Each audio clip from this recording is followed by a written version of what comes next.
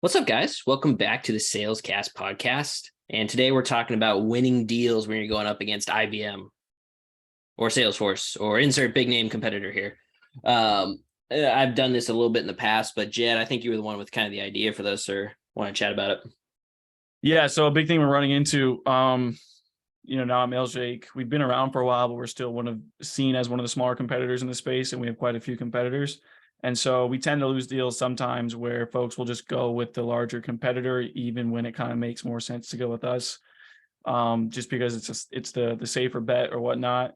And sometimes they tell us that's why, and sometimes they don't tell us that's why, and they kind of ghost us, and we can kind of assume that maybe that's the reason. And so I've started to notice this trend, and I'm trying to figure out ways to get around it. One of the things I'm doing, and I think Luke, you did this a while ago, was we have a slide deck where we kind of talk about, hey, we've been around since 2016, 2017. We have over 4,000 customers, and we kind of do a quick slide deck to show them that we are established.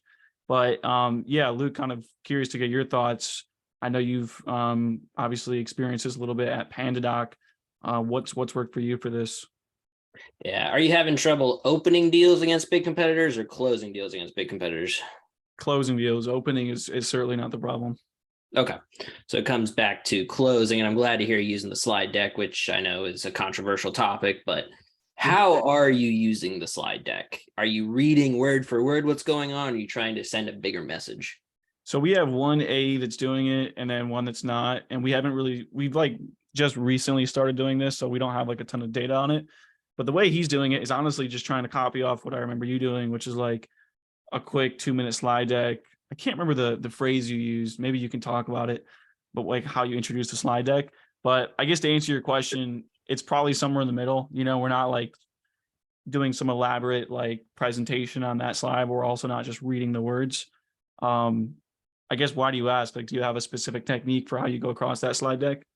Yeah, and it came from me changing my own perspective on slide decks. I used to think, hey, oh, great. Now we're going to talk about our company for 30 minutes and read you every single line of the slide. Nobody wants to sit there for that. But with the paradigm shift I got from Troy, shout out Troy Barter, it's not about what's on the slides. It's about the messages you can convey and removing objections that your prospects are going to bring up later on.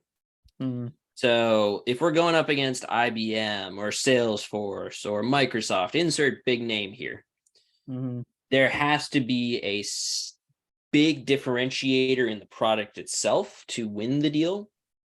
So we'll take Mailshake, for example. I know you guys are really good at deliverability and avoiding spam filters and booking more meetings. You're all about getting to that point. That's your value add versus, hey, we're sales after outreach and we're a dialer. But those companies are well established and have been around for forever. So they have the customer base, they have the brand name recognition. So with your decks, what you need to do is remove the concern of you guys going out of business, not being there to support the customer, or being too small or not recognized enough for when they go to their boss and say, hey, I want to buy this. And their boss is going to say, hey, I recognize IBM or I recognize Salesforce, not this company. Why are we going to go with them? There has to be a really compelling reason to push you guys over the finish line. So anyways, I'm going along around and around, but bottom line, when you're using slides, you're trying to accomplish 3 things. 1, make yourselves look big. You have thousands of customers all over the world.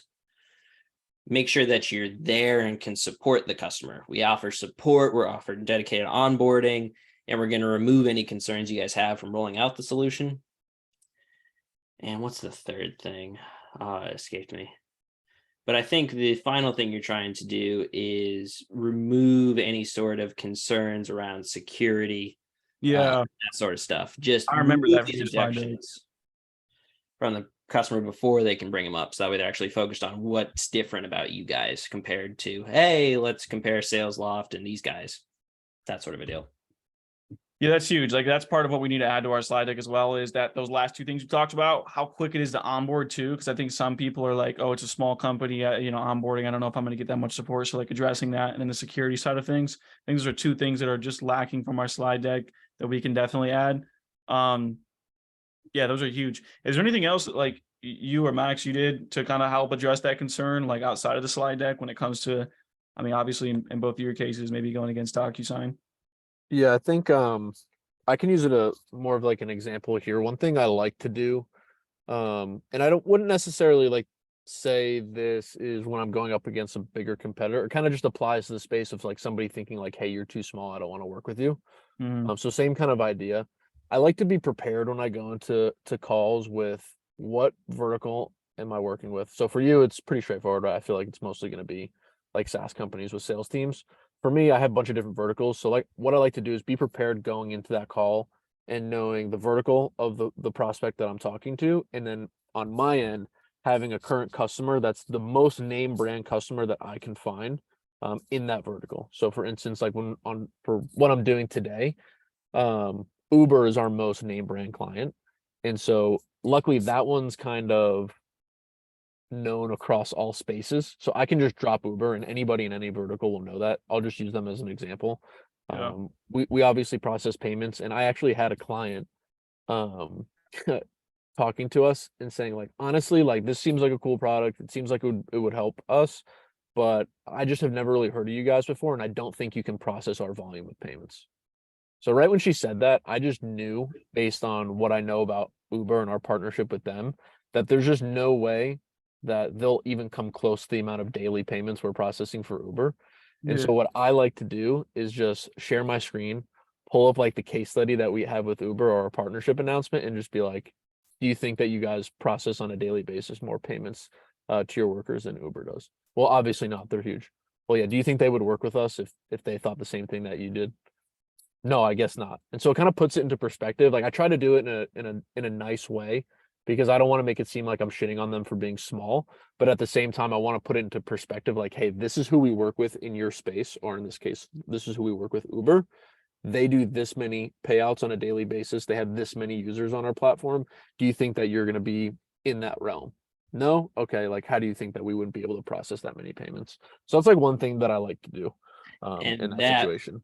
yeah, that was the third thing I was thinking of is we've worked with a bunch of customers who are exactly like you and having 2 or 3 customer stories prepared. Hey, Uber was struggling getting payments out to their drivers on time the same day. And then they switched to us and we cut that down to instant payments as soon as they clock out, whatever the case study might be. It's that kind of a story that you can implement in the deck. And the nice thing about deck is you can also, if you can, include logos of these customers. Oh, I recognize him, her, and him. Okay, yeah, we're in the right spot. This is who we should be working with. Yeah. I think another thing too that's interesting to talk about with people who are in this realm. The first thing that's most important is you want to understand what the true objection is when you're going up against competitor. Is it you don't want to work with us and you want to work with a bigger competitor because of they have better security, better support, better onboarding? Like first things first is understanding like what the true objection there is, like what they're actually concerned about.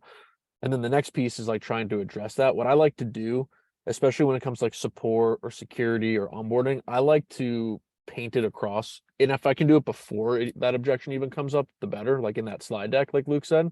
I like to paint it as if like our company doesn't have a choice but to be A+ in these areas because we compete against so many other people. And so like real world example for us is our product. This might not be a competitor piece, but it's the same philosophy as like our product's free. So when it comes to onboarding and people having concerns around our support team and how our onboarding and CS is, like we literally don't have a choice because our onboarding needs to be so good that users get on platform and then those users spend, and that's how we make our money because it's free to everybody. And so that's like the way that we do it, but you could position it into the way like our company's small, we know that, and we know that we're going against bigger competitors. Therefore, we don't have a choice but to have extremely focused onboarding, extremely focused support and quick call centers. And so like addressing that objection before you get to it and just showing them like, hey, we don't have a choice here because the people that we're competing against are bigger than us. And no matter what, they're going to have a bigger support team. But at the end of the day, we're going to be a little bit more customized because we know that, leading up to working with our clients. Yep. Which again, you going back to you're not struggling opening against competitors, Jed. You're struggling closing against competitors. How do you handle it when you're selling and they're evaluating 3 or 4 different people? When we're selling in their hand, like how do I handle the conversation? Exactly. How do you find out what's going on and where they're at with Oh other? yeah. I mean, if we know that they're evaluating like multiple tools, it's not like pure cold outbound and we're trying to get them to switch off or do what we're doing for the first time. I mean, we'll ask questions too, like, hey, what are the most important things when you're evaluating, sales engagement tools, for example? Like, we'll try to figure out what's most important to them, and then obviously we try to align that to what we're doing. And if it's email deliverability, it's a good fit for the most part. But yeah, we're usually just being upfront and asking like, hey, what's most important? Because on a surface level, we can all do the same basic thing, which is sequencing, dialing, all that stuff. But what's most important to you beyond that? That's usually what we're asking. Okay. Are there any problems with doing that? I don't know. You tell me. Sounds like maybe there is. I think you dropped an interesting word, surface level. Surface level, we're doing all these things, and it's kind of open-ended. You're putting it on the customer to differentiate all your offerings. Sounds like you might not be stacking the playing field in your advantage. And what I mean by that is, are there ways you can highlight your strengths and shine lights on competitors' weaknesses without obviously being a dick? Like, they're terrible at this. Well, actually, have you thought about how many emails are being delivered and how that affects your pipeline rate, etc.? Spotlight questions are a great way to do that. And then one of my favorite sales cycles ever, I had a guy come in that you booked. He was about to buy DocuSign. I got him from a first meeting to say, we're buying DocuSign, to taking a second meeting the next day saying, we're buying DocuSign, to getting him to agree to a third meeting the next day, where I said, what did the DocuSign rep tell you? He told me this, and this, and he kept going and going. This was a weird case. He kept talking for 20 minutes. And as he was talking, I was pulling up all of our support articles and FAQs and everything that refuted what the DocuSign rep had said and showed that he didn't do any research. And I ended up closing that deal on the phone by getting him to Slack his director of finance and sign the contract on the call. Asking questions that are pointed, that can stack the deck in your favor, and asking, what's been your experience with them? What did they bring up? Without showing your cards. You're trying to get them to lay all their cards on the table first, so you know which of your cards to play. And that might be a way to go from what's most important to you to, hey, Jed, you're running an SDR team and you're missing on your pipeline goal. How are we going to fill that pipeline and make sure you guys bring in revenue this year? Yeah. Highlighting different ways that you guys do things differently. I don't know if that might help you guys close a few more. No, that's huge. I think so. Yeah. Because then, yeah, instead of saying like, hey, what's most important to you? And then almost hoping or trying to like push them towards the direction of what your strengths are. You know what I mean? You're kind of controlling that conversation by, like you said, asking spotlight questions, and then they kind of fall right into your hands based on the questions you ask. So that's huge. Yeah, I've seen hope kill so many deals where, oh, I hope this goes well, or I hope they show up to the next meeting, or I hope they're signing. How can we transform that to, we know they're going to sign because they need to solve this problem. They told us they have to, and we're going to be the ones to solve it for them. Yeah. So yeah, that might be a couple ways here if you guys are going up against competitors or the big names like an IBM or a Salesforce, that you could win deals more predictably and make prospecting simpler. But this has been the Salescast podcast. We'll catch you guys next week.